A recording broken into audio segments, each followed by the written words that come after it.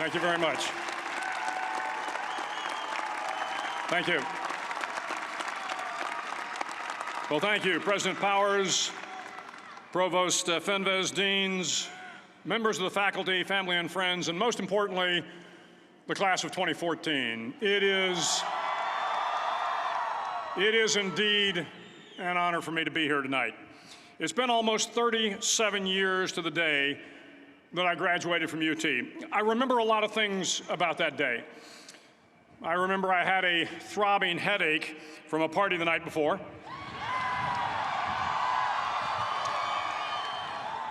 I remember I had a serious girlfriend, who I later married. That's important to remember, by the way.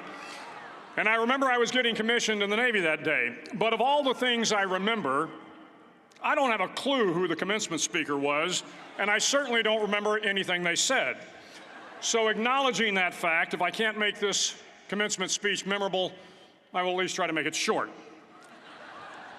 So the university's slogan is, "What starts here changes the world." Well, I've got to admit, I kind of like it. What starts here changes the world. Tonight, there are almost 8,000 students, or there are more than 8,000 students, graduated from UT.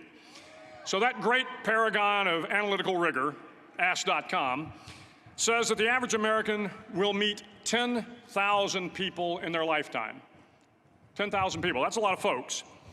But if every one of you changed the lives of just 10 people, and each one of those people changed the lives of another 10 people, and another 10, then in 5 generations, 125 years, the class of 2014 will have changed the lives of 800 million people.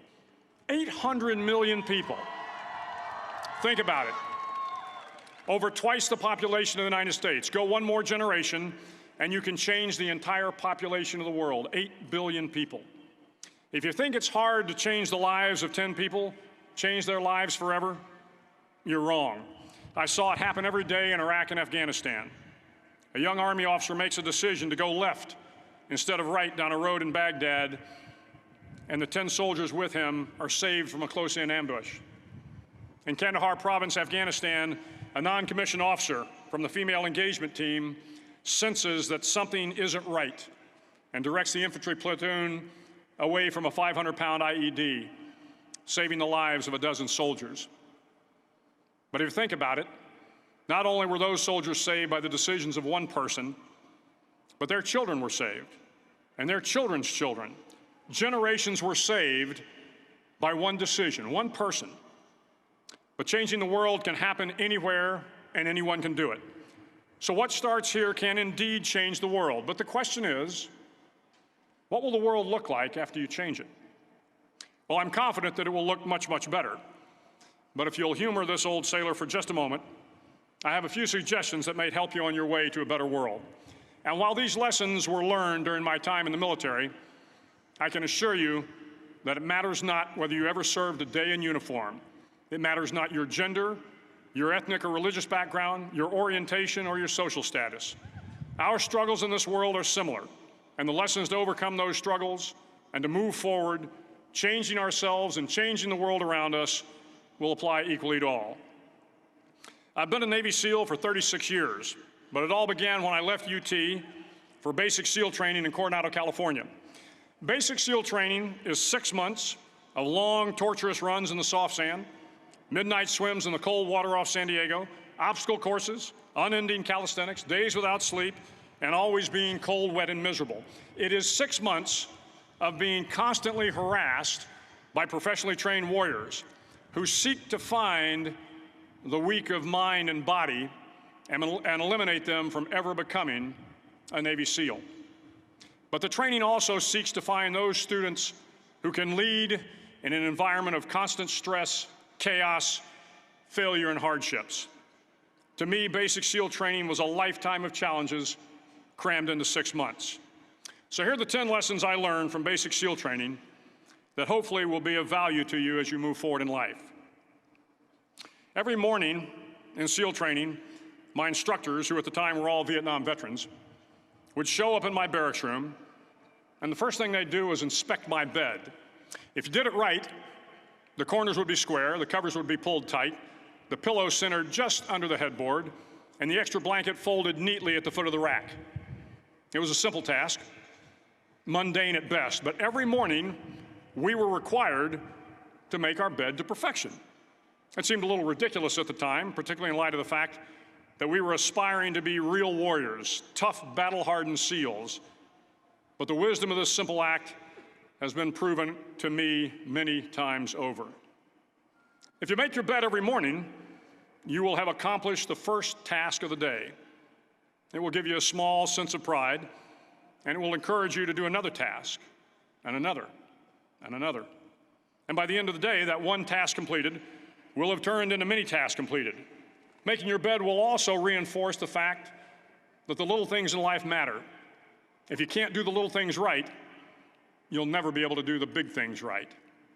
And if by chance you have a miserable day, you will come home to a bed that is made, that you made. And a made bed gives you encouragement that tomorrow will be better. So if you want to change the world, start off by making your bed. During training, the students are all broken down into boat crews.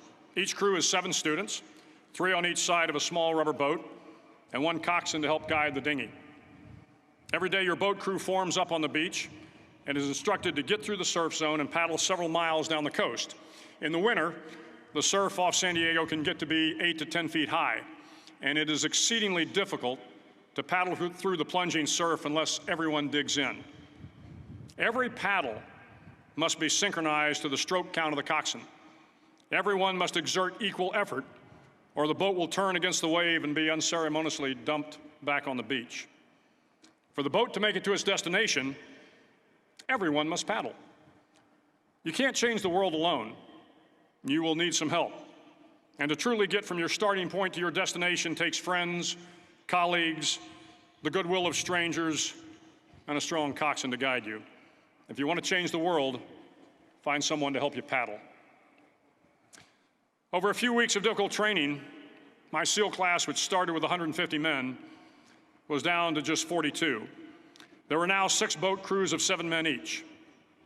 I was in the boat with the tall guys, but the best boat crew we had was made up of the little guys, the Munchkin crew, we called them. No one was over 5'5". The Munchkin boat crew had 1 American Indian, 1 African American, 1 Polish American, 1 Greek American, 1 Italian American, and 2 tough kids from the Midwest. They out-paddled, outran, and outswam all the other boat crews.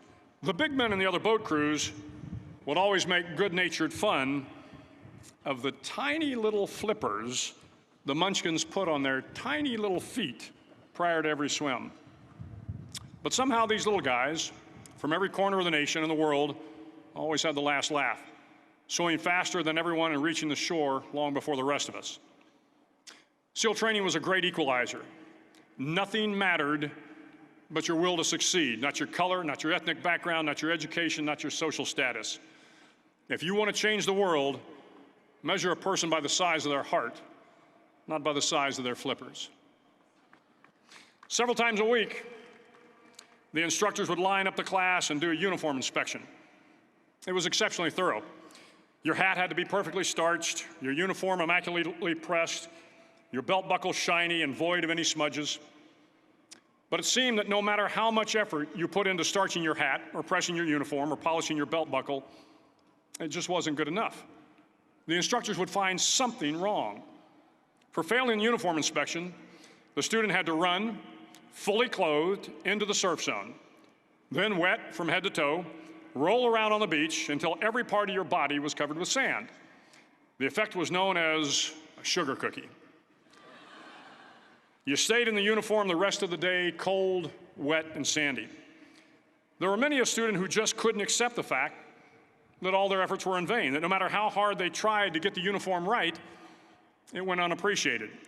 Those students didn't make it through training. Those students didn't understand the purpose of the drill. You were never going to succeed.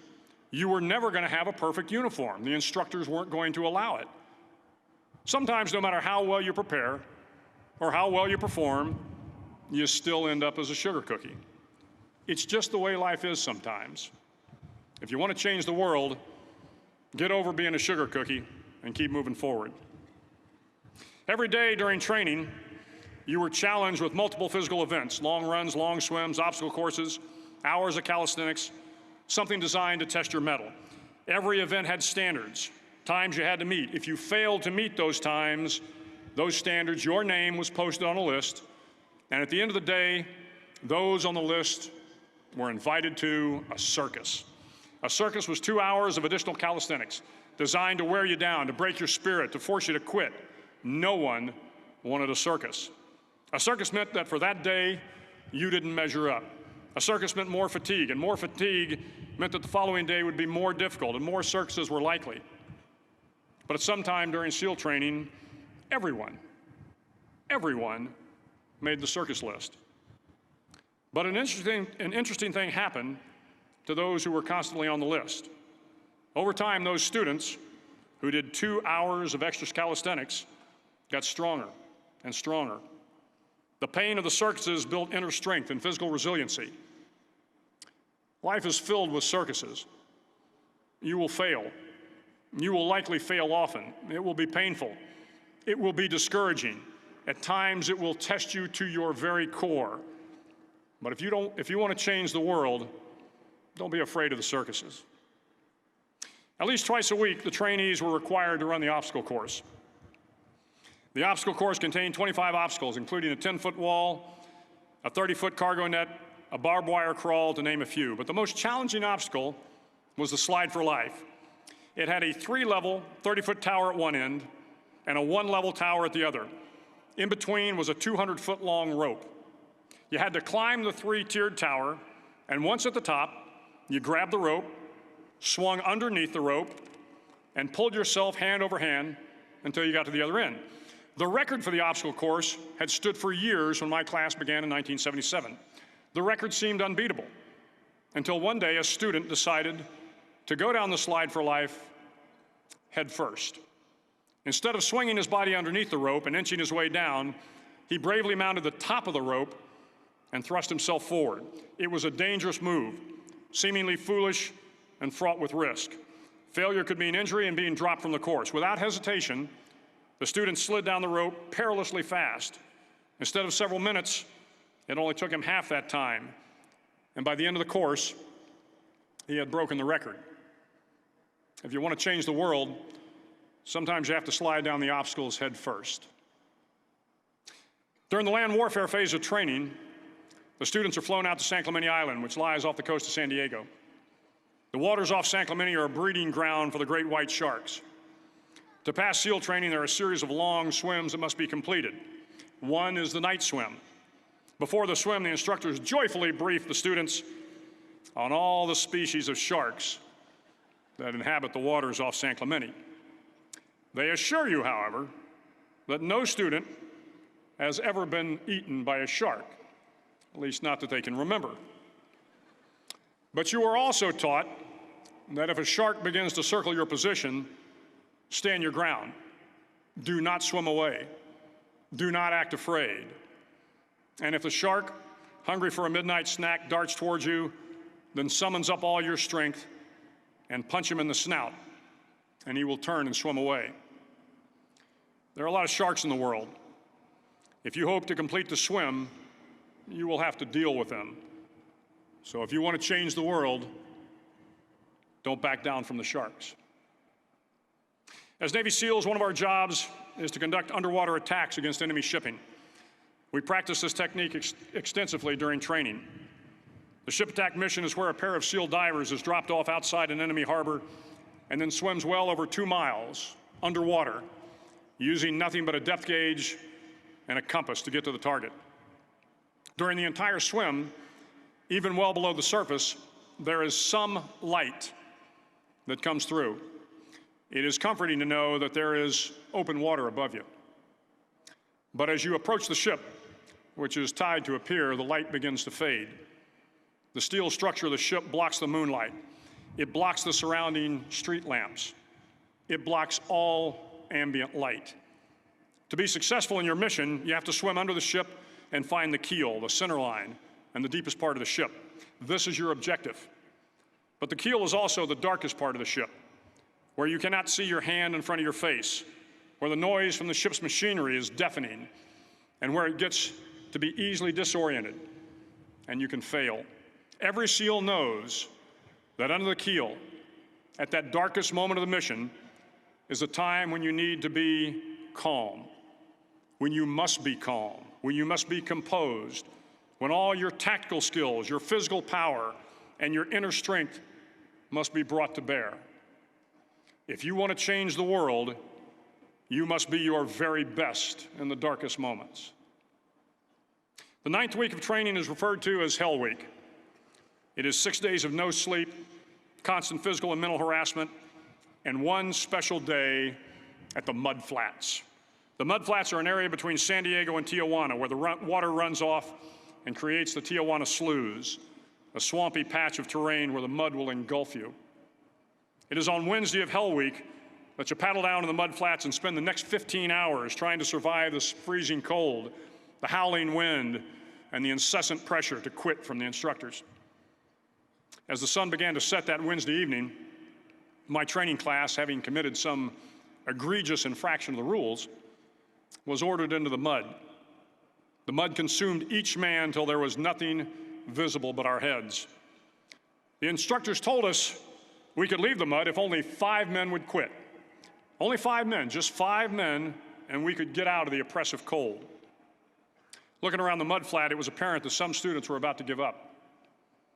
It was still over 8 hours till the sun came up. 8 more hours of bone-chilling cold. The chattering teeth and the shivering moans of the trainees were so loud, it was hard to hear anything. And then one voice began to echo through the night. One voice raised in song. The song was terribly out of tune, but sung with great enthusiasm. One voice became 2, and 2 became 3, and before long, everyone in the class was singing. The instructors threatened us with more time in the mud if we kept up the singing, but the singing persisted. And somehow the mud seemed a little warmer, and the wind a little tamer, and the dawn not so far away. If I have learned anything in my time traveling the world, it is the power of hope, the power of one person, a Washington, a Lincoln, King, Mandela, and even a young girl from Pakistan, Malala. One person can change the world by giving people hope. So if you want to change the world, start singing when you're up to your neck in mud. Finally, in SEAL training, there's a bell. A brass bell that hangs in the center of the compound for all the students to see. All you have to do to quit is ring the bell. Ring the bell, and you no longer have to wake up at 5 o'clock. Ring the bell, and you no longer have to be in the freezing cold swims. Ring the bell, and you no longer have to do the runs, the obstacle course, the PT, and you no longer have to endure the hardships of training. All you have to do is ring the bell to get out. If you want to change the world, don't ever, ever ring the bell. To the class of 2014, you are moments away from graduating, moments away from beginning your journey through life, moments away from starting to change the world for the better.